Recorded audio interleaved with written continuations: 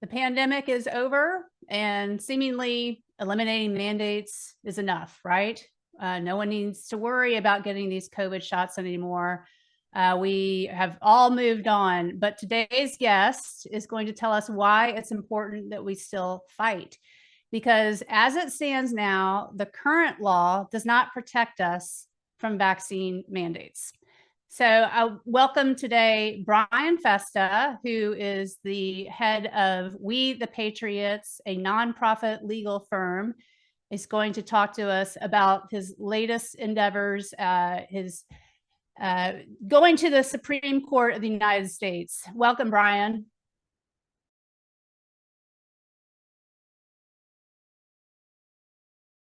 Tell us what's going on with your latest lawsuit. I know it's happening, I believe, in Connecticut, where they're trying to keep some Amish children from going to school because they're not getting the vaccine. Is that right?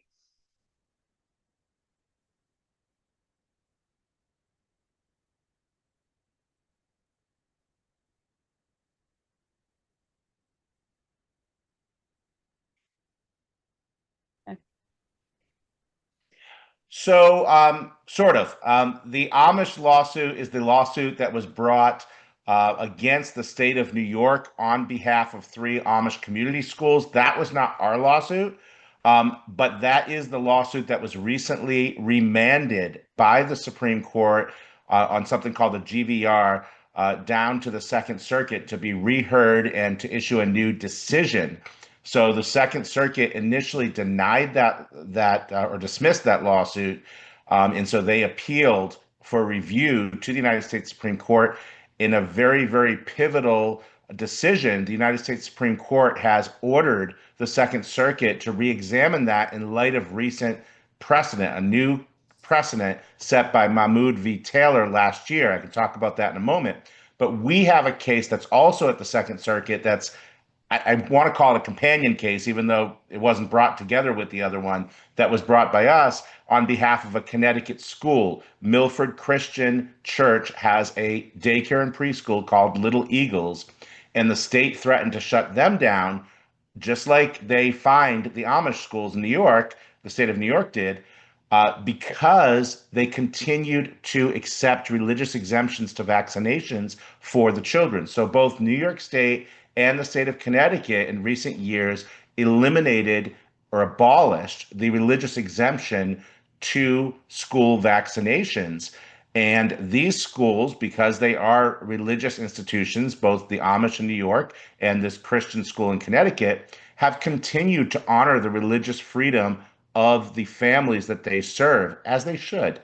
But the state says, no, you can't do that. We're going to punish you for exercising your religion, and we're going to shut you down if you continue to do this. So they gave the Milford Christian Church, they gave an ultimatum. They said, either you get all these children vaccinated, or you kick them all out of school, or we're going to shut you down. And they refused to do that. They turned to We the Patriots USA. We filed a lawsuit. I do want to say that we are very proud. We've kept that school open since March of 2023. That school has remained open all this time because of this federal litigation and our agreement with the state. Pending the outcome of this litigation, it is now at the Supreme Court on identical legal issues as the Amish case. So it's possible the Second Circuit, it's not at the Supreme Court, excuse me, it's at the Second Circuit. It's possible the Second Circuit will hear these cases together, and then we can appeal together. You've seen that before, where the Supreme Court will take up two or three cases at the same time that all have the same basic facts and issues and hear them together. So that's what we're trying for right now. Have these schools been in existence for quite a while and everything just came to a head because of the pandemic? Or are these new? How did this all come about? Well, it wasn't so much because, well, I mean, it could have been because of the pandemic, but really, it was because the state of Connecticut in 2021, in April of 2021, eliminated the religious exemption. So they decided to start auditing these schools to see if all of the children were up to date with their vaccinations. And so they've audited public schools and they've audited private schools.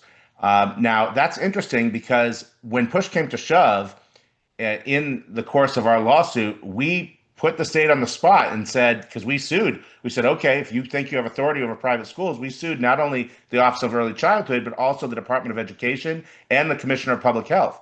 Well, the Commissioner of Public Health and the Department of Education came back by way of the Attorney General's office and said, well, we don't actually have authority to enforce this against private schools. So, we shouldn't be named as defendants. So they sort of want to have it both ways. They want to, on the one hand, try to enforce it for all public and private schools, but then say, well, we can't really enforce it with regard to private schools.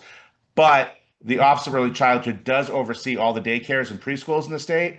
And since this is a daycare and preschool, she is still named as the Commissioner of Early Childhood is still named as defendant. So I think it's really just part of this larger agenda, Mary, to make sure that every single child is in compliance, to discriminate against the unvaccinated, discriminate against Christians and other religions, people of faith that refuse certain vaccinations. Some of these families only refuse 1 or 2 vaccinations.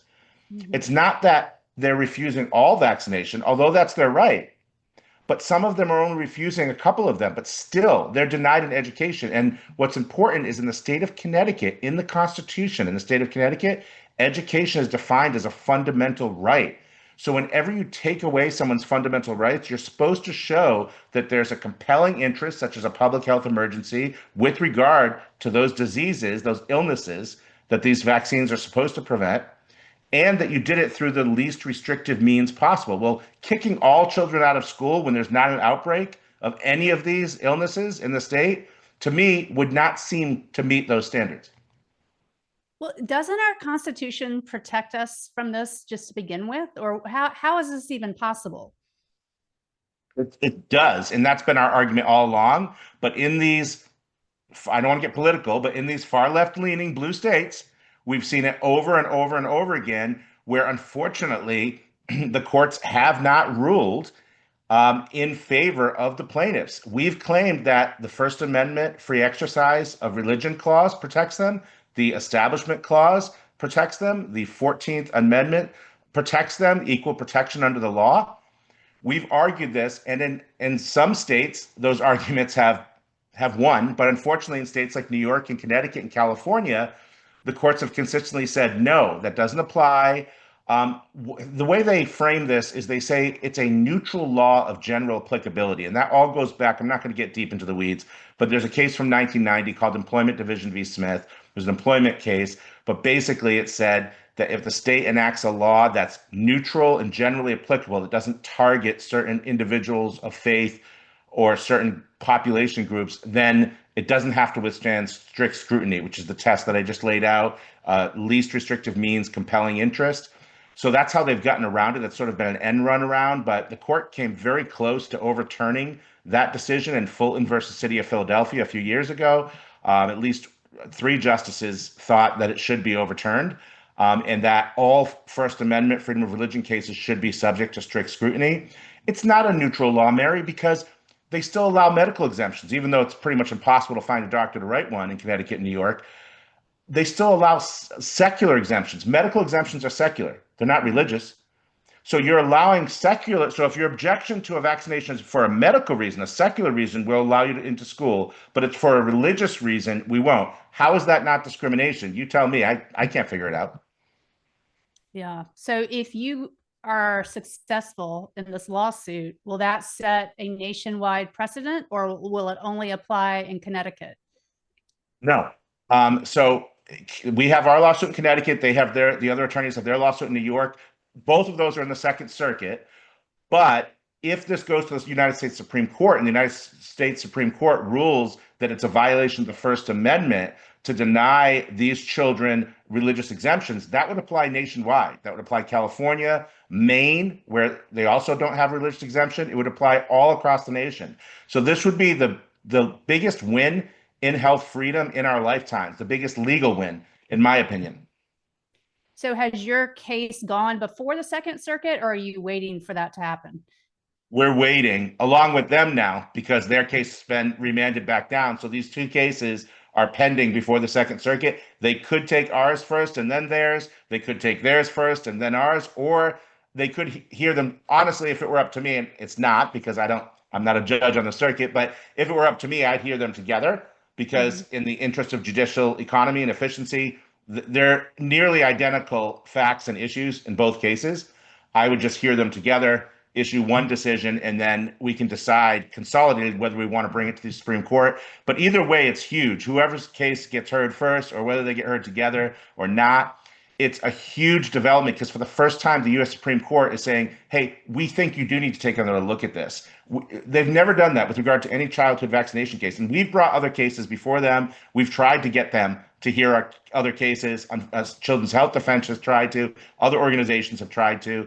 They've never done this before where they said, in light of recent precedent, Mahmoud v. Taylor, which was just last June, the Supreme Court in that case, you'll remember it, they said parents have a right to opt their children out of LGBTQ curriculum in schools.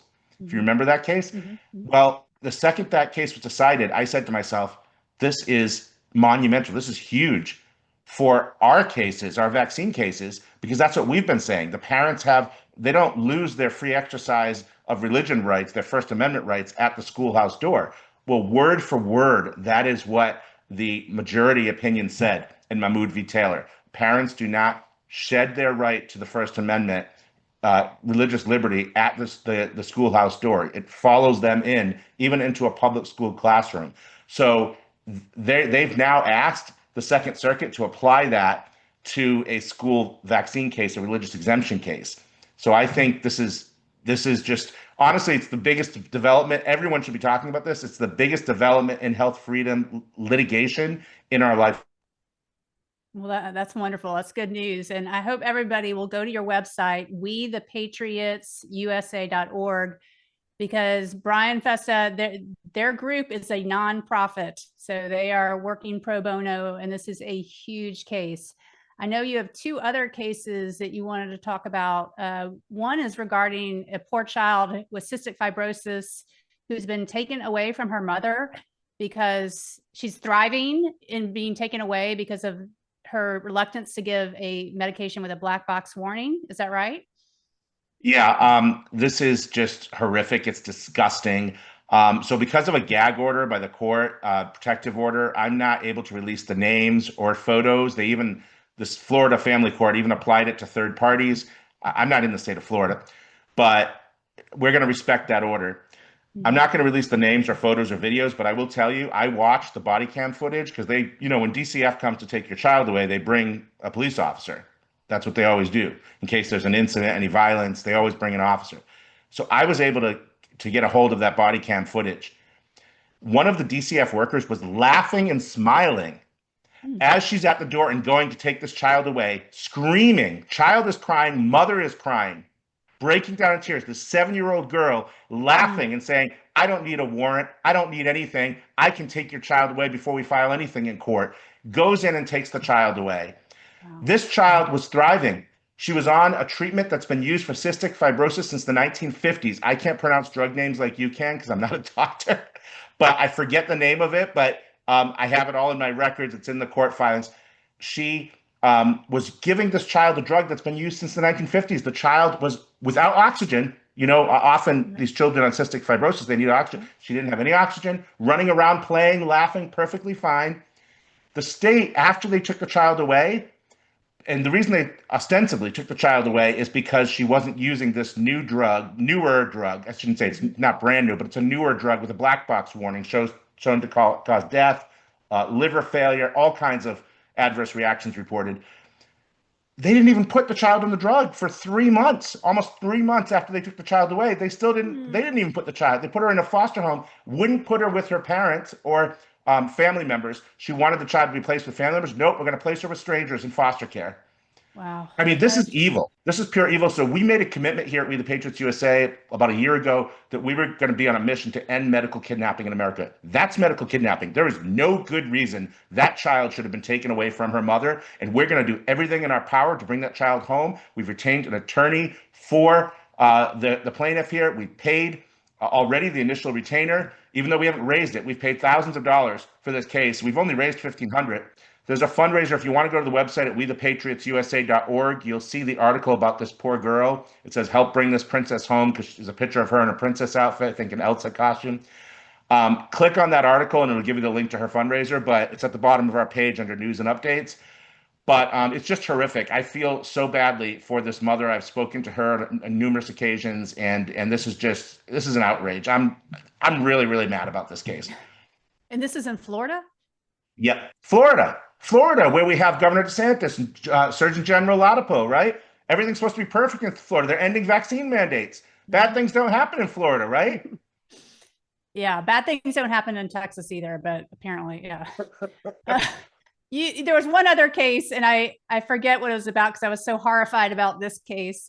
Tell us about that. Your one last case. Yeah, this is another horrible case. It's once again in my former home state of Connecticut. The state of Connecticut is denying services to a special needs child just because she's unvaccinated. She, again, her family has a religious exemption to vaccinations. Forget about the First Amendment. Let's pretend even that didn't even exist. Even if the First Amendment didn't exist, there is a federal law called the Individuals with Disabilities in Education Act. It's called IDEA. All right. That says that any school which receives federal funding for special education programs and services, which is every public school, right, must provide any child, any eligible child with special needs with the appropriate or free and appropriate public education. It's known as a FAPE in special education law.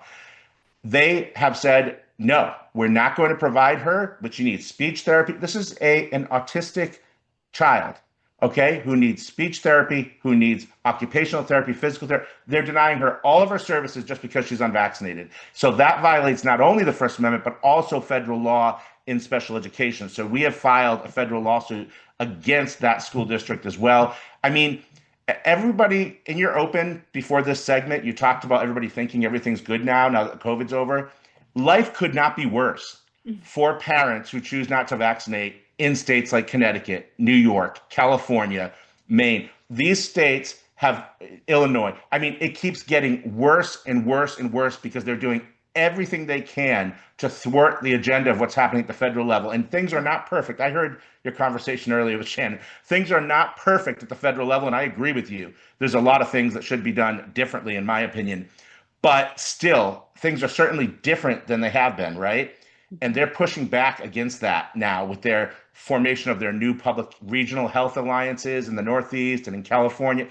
It's just ridiculous. It's all political. And it's actually become much, much worse for families. They're being discriminated against like never before. And it's children that are caught in the middle. These children have nothing to do with these political battles.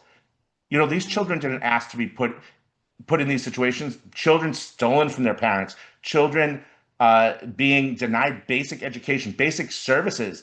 Like her mother can't afford to provide her with these services. You're talking, again, occupational therapy, speech therapy, ABA services. These are extremely expensive. They're supposed to be provided for free through the school, and they can't get them. And as a parent of a special needs child with autism, a vaccine injured child myself, I really, really feel for these parents too. And I mean, it's hard for me not to get emotional. They always say lawyers don't get emotional. So just like they tell doctors, don't get emotional, don't get involved, don't get emotionally involved, be separate, be a robot. Well, I'm sorry, I'm a parent myself. And when I see these families suffering, and that's why I started We the Patriots, is there's so much suffering going on everywhere across this country, whether you're in a red state like Florida or Idaho, where I live, or whether you're in a blue state like New York or California or Connecticut. It's just, it's so bad, and we need more people standing up against it. So I'm not just going to give kudos to the Patriots. I'm going to thank the Bonners, who are the family, the parents of that child in Connecticut. I'm going to thank Pastor Jim Loomer and the people of Milford Christian Church.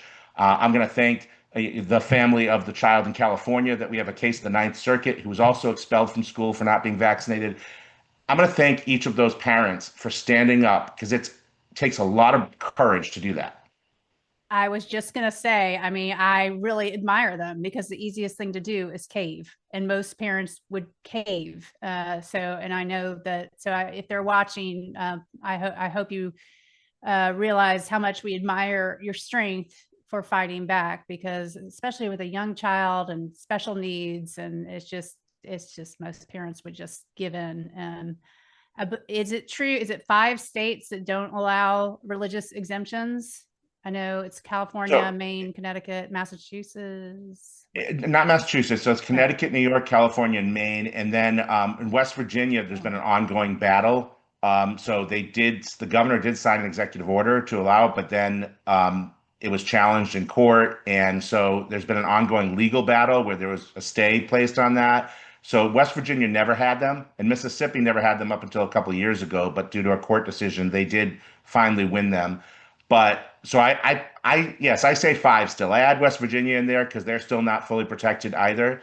But it's basically, Mary, 20% of the nation's population does not have the right to opt out. They've lost their First Amendment religious liberty right to object to vaccinations. yeah, and it's so important that we go through the judicial system, because I've heard you say before, the executive system, everything could change in a few years, right? So we need to set the record straight with some strong precedents in the legal system, and that's why these fights are just so incredibly important. And yes, last night I talked to Jennifer Kennedy and Brian Ward about the fights We love against Jennifer. She's the local counsel in our California case I just mentioned. oh, yeah, she is wonderful. And, just really brought to light the fact that we are not protected from mandates. I mean, we are still vulnerable if another pandemic comes around. Precedents have been set, and apparently there are about 15 cases left challenging the COVID shot mandates, not surrounding religious exemptions, but surrounding EUA status and whether you can force an experimental medication on people. So there's a lot going on in the legal world that's super important, even though the pandemic's over. And, most of our politicians think that eliminating mandates is enough, but we have to set some precedents so that this does not happen again. So I really appreciate you coming on, Brian. I hope everybody will follow We the Patriots on Twitter and go to your website, wethepatriots.org, wethepatriotsusa.org. And you also have a Substack, correct? Yes, it's called Free the Law, or you can just search We the Patriots USA on Substack. But yeah, thank you so much for having me on. I really appreciate the opportunity because this has to get out there. The mainstream media, of course, outright censors or shadow bans all of these stories, even on platforms like X and of course Facebook, Meta, whatever you call it now. They're not free speech platforms. Still, there is massive censorship going on there. So I appreciate people like you and Shannon, everyone at your network that continue to beat this drum, get this word out there so that we can all stand together and fight back, because this is we're in a battle against evil. It's a spiritual battle, I've said from the start. So thank you for everything you do as well, Mary. It's been great talking to you today.